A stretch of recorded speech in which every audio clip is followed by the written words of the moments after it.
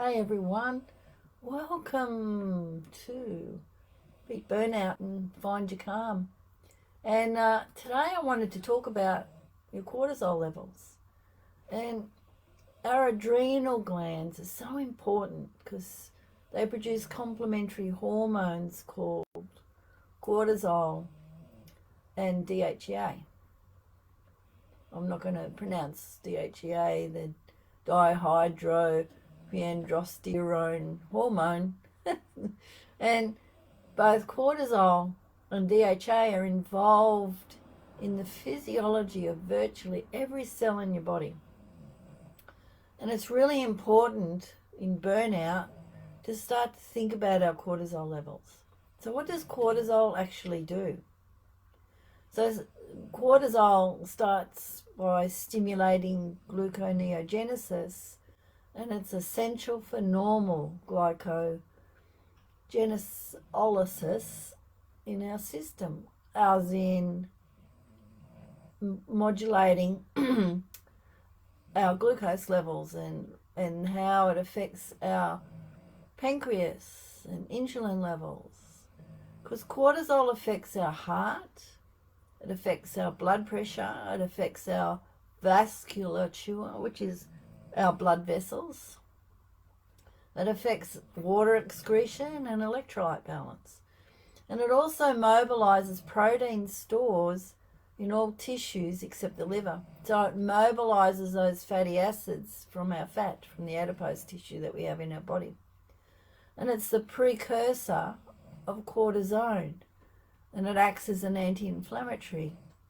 And it's the primary hormone that directs immune function. So it can either stimulate or inhibit our gene transcription. So it can promote apoptosis, which is the death of cells, and it affects bone and calcium dynamics in the body. So it affects behavior, mood, neural activity, our brain activity, and a variety of central nervous system biochemical processes. So cortisol also, as I keep going with this, affects the eyes, our gastrointestinal tract, our digestion, our reproductive function, and the production and clearance of other classes of hormones. And when we have excess cortisol, it makes us catabolic, which means that we start to use up all our own body stores. And when we're in the presence of stress, the body almost immediately attempts to increase those cortisol levels. And this increase is associated both in an endocrine form and an autonomic response in the body for the body to prepare to defend itself, fight, flight, fawn. So elevated cortisol levels for extended periods, however, negatively affect virtually every aspect of our physiology, which is why, when we're talking about burnout, even though medically there's no such thing,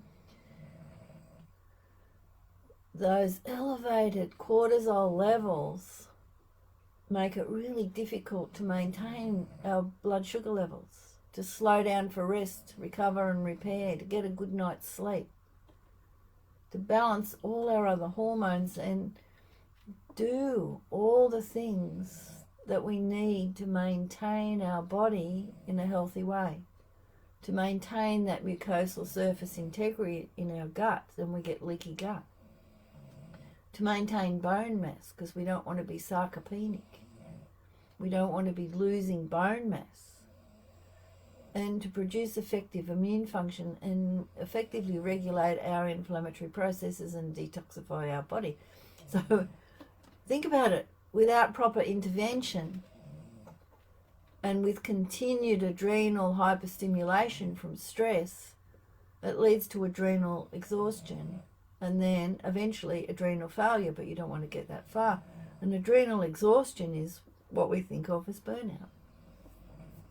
So the degree and timing of these cortisol imbalances allows us as a health professional some insight into the nature of the stresses and to take remedial actions.